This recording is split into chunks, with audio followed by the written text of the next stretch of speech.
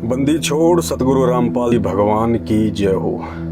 परमपिता परमात्मा, सारी सृष्टि के रचनहार, कुल मालिक, असंख्य ब्रह्मांडों के स्वामी, जगत गुरु, तीनों लोकों में प्रवेश करके सबका पालन पोषण करने वाले राजाधिराज, आत्माधार, नाथों के नाथ, देवों के देव महादेव, सर्वेश्वर महेश्वर, मृत्युंजय, अजरो अमर, आदि अनादि, सनातनी प्रभु, जगत पिता जगदीश्वर, 1008 की उपाधि के वास्तविक अधिकारी, अकाल मूर्त शब्द स्वरूपी राम, वासुदेव, सर्वगतम ब्रह्म, परम पूज्य, परम धनी, परम संत, परम दयालु, परम पुरुष, परम हंस, संत श्रोमणी सतगुरु रामपाल जी परमेश्वर जी के चरण कमल में हम सभी सत्सेवक भाई बहनों का अनंत कोटि दंडवत प्रणाम।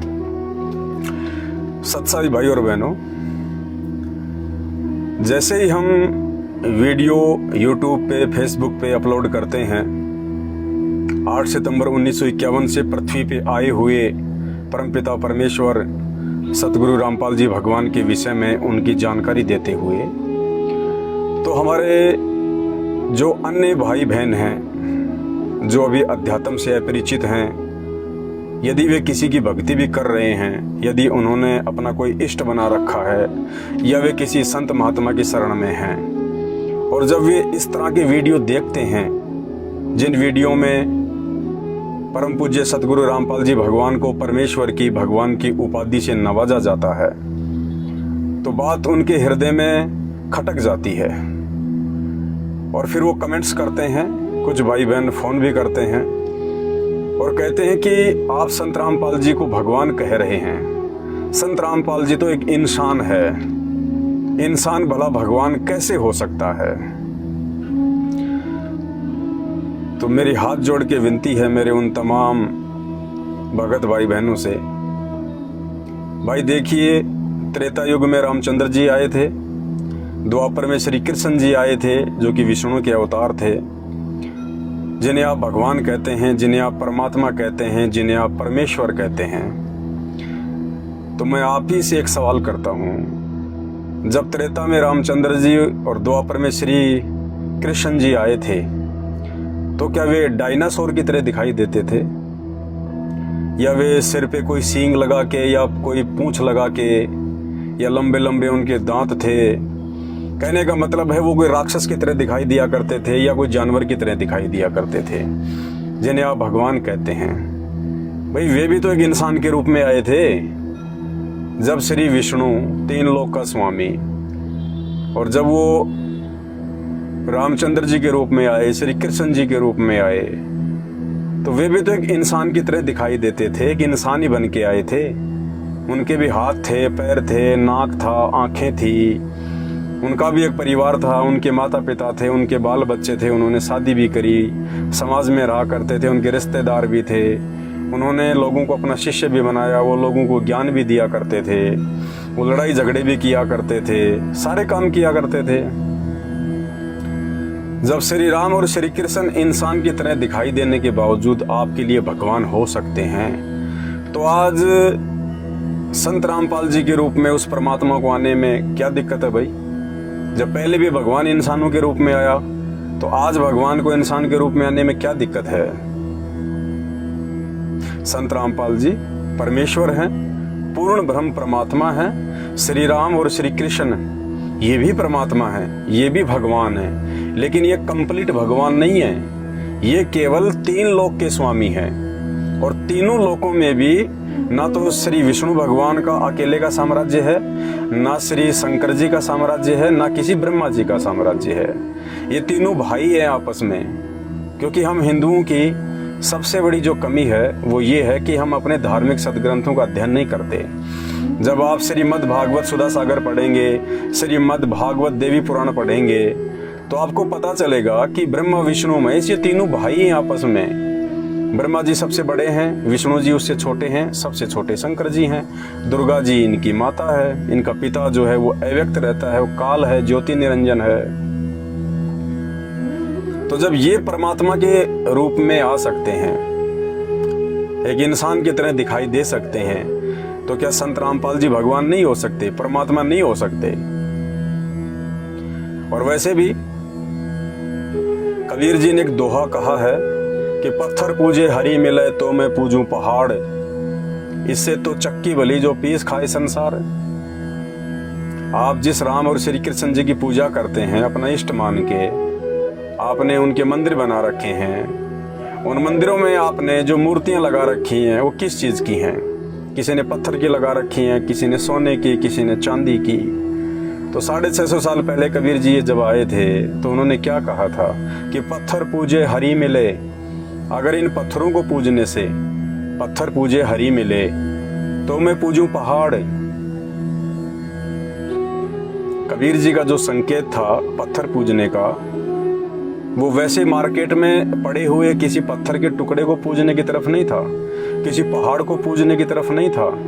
उनके कहने का मकसद था कि आपने इन मंदिरों में जो पत्थर की मूर्तियां बना रखी हैं, जिनको आपने हरि का नाम दे रखा है, भगवान का नाम दे रखा है, कहते हैं इन पत्थरों को पूजने से अगर भगवान मिले, अगर हरि मिले, तो फिर मैं तो पहाड़ को पूजूंगा, क्योंकि पहाड़ तो साइज में बहुत ही ज्यादा बड़ा होता है। यदि तुम्हें वो पत्थर की छोटी छोटी मूर्तियां जो मंदिरों में, अपने घरों में तुमने स्थापित की हुई हैं, अगर उन पत्थर की मूर्तियों को पूजने से हरि की प्राप्ति होती है, भगवान मिलता है, तो मैं तो पहाड़ पूजूंगा जो पूरा का पूरा पत्थर है। जब तुम्हें छोटा सा पत्थर पूजने से परमात्मा मिल सकता है, तो जब मैं पहाड़ को पूजूंगा तो मुझे तो बहुत बड़ा परमात्मा मिलेगा, सारे सुख मिल जाएंगे मुझे। तो कबीर जी ने इस पाखंडवाद का, हमारी अज्ञानता का पर्दाफाश किया कि पत्थर पूजे हरि मिले तो मैं पूजूं पहाड़। अरे भोले प्राणी, नादान प्राणी, इससे तो वो चक्की भली जो पीस खाए संसार। वो पत्थर की चक्की अच्छी उस पत्थर की मूर्ति से तो कम से कम वो पत्थर की चक्की लोगों को खाने के लिए आटा तो पीस के देती है। तुम्हारे पत्थर के भगवान तो वो काम भी नहीं कर सकते, आटा पीसने का भी। अब कोई पत्थर की मूर्ति के सामने जाएगा, कोई दुखी आदमी है, क्या बात करेगा, कैसे अपना दुख बताएगा? वो पत्थर की मूर्ति के ना कान है, ना आंखें हैं, ना वो देख सकती है, ना वो सुन सकती है, ना वो पत्थर की मूर्ति आपसे बातें कर सकती है, ना वो पत्थर की मूर्ति आपके दुख में शरीक हो सकती है। और यदि कोई जीवित संत है, जैसे असंत रामपाल जी हैं, इंसान के रूप में आए हुए हैं, संत रूप में आए हुए हैं, वो आप और हमारी तरह हैं। वो सुनते भी हैं, देखते भी हैं, बोलते भी हैं। तो जब मैं उनसे कोई बातचीत करूंगा, अपना दुख बताऊंगा, तो वो सुनेंगे, और सुनेंगे तो संतों के पास में समाधान भी होता है, वो कोई समाधान भी बताएंगे। इसलिए जीवित संत को पूजना श्रेयकर है, ना कि मरने के बाद या शरीर छोड़ने के बाद। चाहे कोई संत हो, चाहे कोई भगवान हो, आप चाहे उनकी सोने की मूर्ति बनाओ, चाहे आप उनकी पत्थर की मूर्ति बनाइएगा, वो मूर्ति आपके किसी काम की नहीं है, आपका कोई काम नहीं कर सकती वो मूर्ति। इसलिए जीवित संत की तलाश करो। और वर्तमान में इस धरती पे लाखों की संख्या में आपको संत महात्मा मिल जाएंगे जो अपने आप को सर्वश्रेष्ठ ही बताएंगे, कोई अपने आप को कमजोर नहीं बताएगा। लेकिन उन संतों की पहचान का केवल एक ही तरीका है, हमारे धर्मशास्त्र, गीता जी, वेद, कुरान, पुराण, बाइबल, सभी धर्मों के जितने भी धर्म ग्रंथ हैं उनमें उनकी पहचान लिखी हुई है।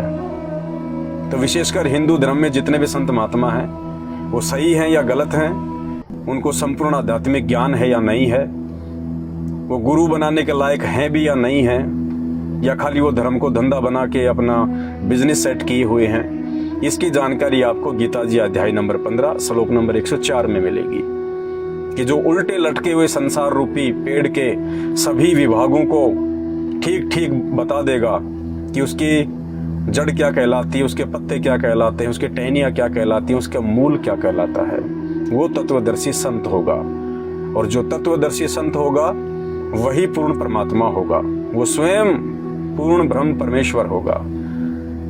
तो 4 युग बीत चुके हैं, संत रामपाल जी के अलावा इन धर्मशास्त्रों का निष्कर्ष आज तक किसी ने भी नहीं निकाल के दिया, ना किसी को पता है वर्तमान में, केवल उनके अलावा। तो ये पूर्ण संत हैं, तत्वदर्शी संत हैं, स्वयं ही ये परमात्मा है। अब भगवान यदि हम इंसानों को समझाने के लिए आएंगे तो हमारे जैसे इंसान ही बन के आएंगे।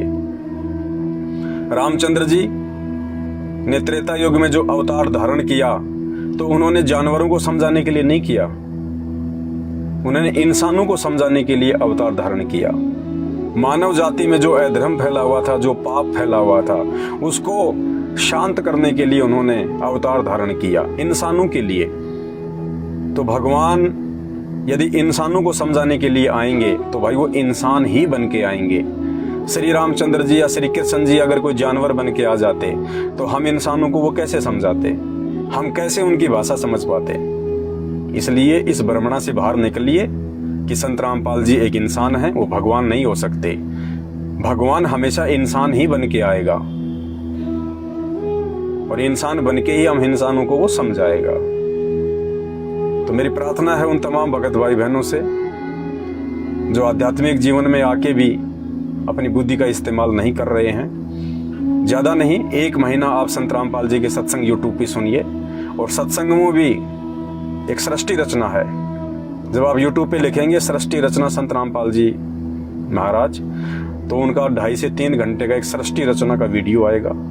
उस वीडियो को आप देखिएगा, आपकी आंखें खुल जाएंगी कि हम जिन देवी देवताओं को पूजते हैं, चाहे वो हिंदू धर्म में हो, चाहे मुसलमान धर्म के हो, चाहे किसी भी धर्म के हो, वो सारे के सारे डमी गॉड हैं, नकली भगवान हैं, आधे अधूरे भगवान हैं, कंप्लीट गॉड नहीं है। उनकी शक्तियां सीमित हैं। वो ना हमें हानि पहुंचा सकते, ना वो हमें लाभ दे सकते। वो एक मैनेजर की तरह काम करते हैं। हम भक्ति करते हैं तो हमारे प्रारब्ध के अनुसार वो खाली हमारे को तनख्वाह देते हैं। तनख्वाह देने का मतलब जितना काम मजदूर फैक्ट्री में करेगा, मैनेजर केवल जितनी उसकी सैलरी बनेगी उतना ही दे सकता है, ज्यादा नहीं दे सकता, ना वो कम दे सकता, ना अपनी जेब से दे सकता। तो ब्रह्मा विष्णु महेश भी यदि 3 लोक के प्राणियों को अगर कोई लाभ या हानि देते हैं तो उन प्राणियों के कर्म आधार से देते हैं, ये अपने जेब से नहीं देते। तो कौन है वो पूर्ण परमात्मा जिसके अधीन ब्रह्मा विष्णु महेश और तमाम 33 करोड़ देवी देवता भी काम करते हैं, जिनका आधार, जिनका इष्ट वो पूर्ण परमात्मा है। कौन है वो? तो इन सभी बातों की जानकारी के लिए आपको ज्यादा नहीं 1 महीने संत रामपाल जी महाराज जी के तत्व ज्ञान युक्त सत्संग सुनने चाहिए। उसके बाद आपकी आंखें खुलेंगी, आपको पता चलेगा। और जब आपको सत्संग समझ में आने लग जाए, उसके बाद में आप फेसबुक या यूट्यूब पे सर्च करना पवन दास इज लाइव या शंका समाधान विद पवन दास। फिर आगे आपको सही मार्ग बताएंगे, आपको सच्चा रास्ता बताएंगे। वरना वर्तमान में भी इंसान रूप में आए हुए संत रामपाल जी भगवान के पीछे भी इस काल बलि ने, ज्योति निरंजन ने अपने एजेंट छोड़ रखे हैं। वो आपको उल्टी दिशा प्रदान कर देंगे। उन एजेंटों ने जगह जगह संत रामपाल जी के नाम से फर्जी नामदान सेंटर खोल रखे हैं, नाम दीक्षा केंद्र खोल रखे हैं, जगह जगह उन लोगों ने आश्रम खोल रखे हैं।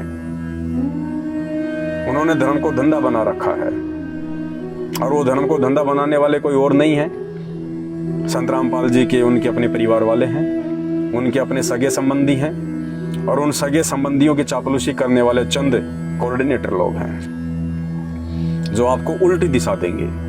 उनकी संगति करके फिर आप आगे भक्ति नहीं कर पाओगे, भक्ति मार्ग में आगे नहीं बढ़ पाओगे, आपकी रुचि नहीं बनेगी। इसलिए जब आपको संत रामपाल जी के सत्संग समझ में आने लग जाएं, आपको भगवानों की जानकारी हो जाए और आपको लगे कि हाँ अब मुझे संत रामपाल जी की भक्ति लेनी चाहिए, उसके बाद आप मुझ पवन दास के वीडियो देखना शुरू कीजिएगा। यही मेरा पेज है फेसबुक पे, पवन दास इज लाइव। यूट्यूब पे सर्च करेंगे शंका समाधान विद पवन दास या पवन दास इज लाइव। फिर आपको एक संकल्प नाम दीक्षा की विधि बताएंगे। उस विधि से आप संत रामपाल जी से जुड़ के अपनी भक्ति को सुचारू रख सकते हैं। और जैसे ही संत रामपाल जी आश्रम में आ जाएं, आप विधिवत उनसे नाम दीक्षा लेके अपनी भक्ति को चालू करें। बस इतनी सी बात है। वीडियो को ज्यादा से ज्यादा शेयर करें। बंदी छोड़ सतगुरु रामपाल जी भगवान की जय हो।